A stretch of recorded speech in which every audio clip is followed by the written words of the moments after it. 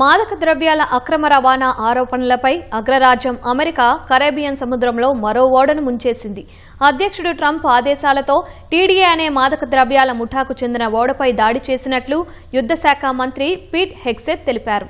నౌకలో భారీ మొత్తంలో మాదక ద్రవ్యాలు ఉన్నట్లు సమాచారం అందినట్లు వివరించారు. అంతర్జాతీయ జలాల్లో తాము జరిపిన దాడిలో ఓడలోని 6 నార్కో ముఠా సభ్యులు హతమైనట్లు పీట్ హెగ్సెత్ తెలిపారు.